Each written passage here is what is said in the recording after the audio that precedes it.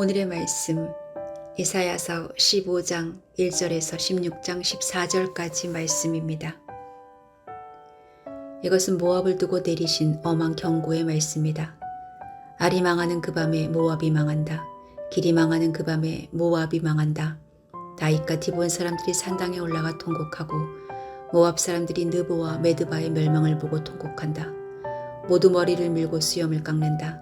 그들이 굵은 배로 허리를 동이고 길거리에 나앉아 울고 지붕 위에 올라가 통곡하며 광장에서도 통곡하니 볼에 눈물이 마를 날이 없다. 헤스본과 엘리알레에서 부르짖는 소리가 저 멀리 아하스에까지 들리니 모압의 용사들이 두려워 떨며 넋을 잃는다. 가련한 모압아, 너를 보니 나의 마음까지 아프구나.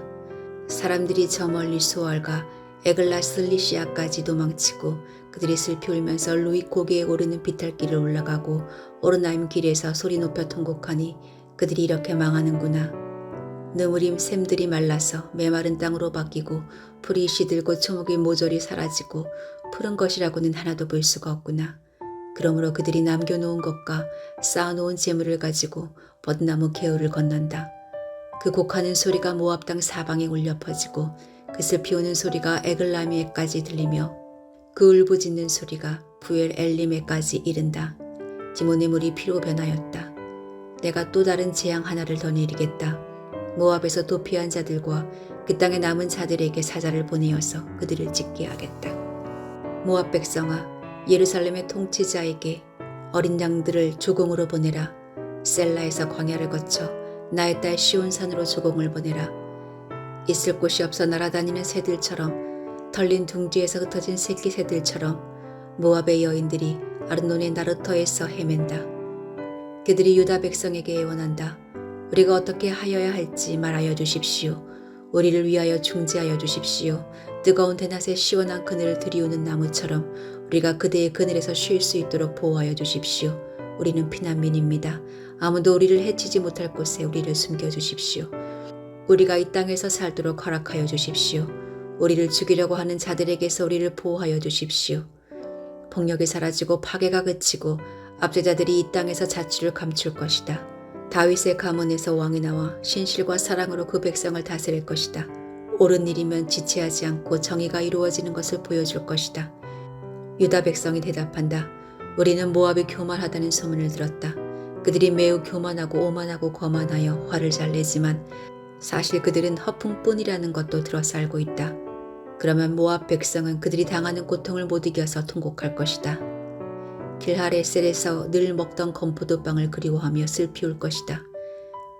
헤스본의 밭과 신마의 포도원이 황무지가 되다니 여러 나라의 군주들이 즐겨 마시던 포도주의 산지가 아니던가. 한때는 포도나무 가지가 저 멀리 야스엘에까지 뻗어나가고 동쪽으로는 광야에까지 퍼져나가고 서쪽으로는 그 싹이 자라서 사해 너머로까지 뻗어가더니 야스엘이 울듯이 내가 통곡한다. 말라 비틀어진 신마의 포도나무를 두고 통곡한다. 헤스보나 엘리알레야, 나의 눈물이 너를 적신다. 여름 과일과 농작물을 거두는 너의 흥겨운 소리가 너에게서 그쳤구나. 이제 기름진 밭에서 기쁨도 사라지고 즐거움도 사라졌다. 포도원에서 노랫소리가 나지 않고 기뻐 떠드는 소리도 나지 않고 포도줄 틀에는 포도를 밟는 사람도 없다. 내가 그 흥겨운 소리를 지치게 하였다. 모압을 생각하니 나의 심장에 수금줄이 뒤듯 떨리고 길하레셋을 생각하니 나의 창자가 뒤틀린다. 모압 백성이 산당에 올라가서 제사를 드리고 그 성소에 들어가서 기도해도 아무 소용이 없을 것이다. 이것이 전에 주님께서 모압을 두고 하신 말씀이다. 그러나 이제 주님께서 다시 이렇게 말씀하신다. 3년 기한으로 머슴살이를 하게 된 머슴이 그의 수를 세듯이 이제 내가 3년을 센다. 3년 안에 모압의 영화가 그 큰 무리와 함께 모두 능욕을 당할 것이며 남은 사람이야 얼마 되지 않아 보잘 것이 없을 것이다.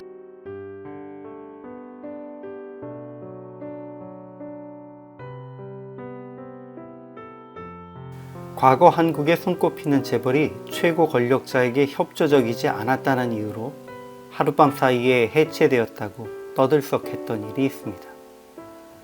이 일도 따지고 보면 단 하룻밤 사이에 추진되고 결정된 일은 아닐 것입니다. 그렇다면 하룻밤이라는 짧은 시간 안에 일어날 수 있는 일은 어떤 것이 있을까요? 사람의 관계가 하룻밤 사이에 남남해서 사랑하는 사이, 없으면 못 사는 사이가 될 수도 있지만 거대한 기업이 소리 없이 사라지고 강성했던 나라가 어떤 징조도 없었는데 하룻밤 사이에 멸망한다는 것은 일반적이지는 않습니다. 사람의 경험과 생각으로는 일반적이지 않은 이런 일이 하나님 앞에서는 아무것도 아닙니다. 과거 하나님께서는 소돔과 고모라를 하룻밤 사이에 유황불로 소멸시키셨던 일이 있습니다. 그리고 바벨론 제국도 하룻밤 사이에 페르시아 군인들에게 멸망하게 하셨습니다.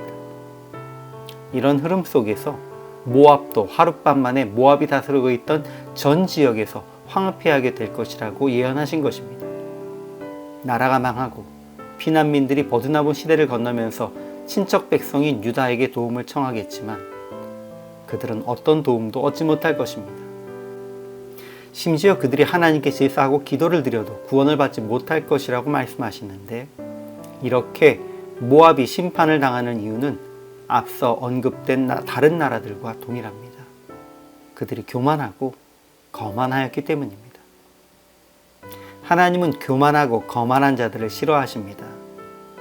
그러나 지금 이 시대에는 교만하고 거만한 자들이 자신감 있고 성공한 이들로 보여지는 것 같습니다. 국가 간의 관계에서도 힘 있는 나라들이 교만과 거만으로 주변 사람들을 압박하며 자기 마음대로 하려 하는 모습을 보이고 있습니다. 모두 하나님께서 싫어하는 모습입니다. 그들의 몰락이 아무도 예상치 못한 날 순식간에 닥칠 것입니다.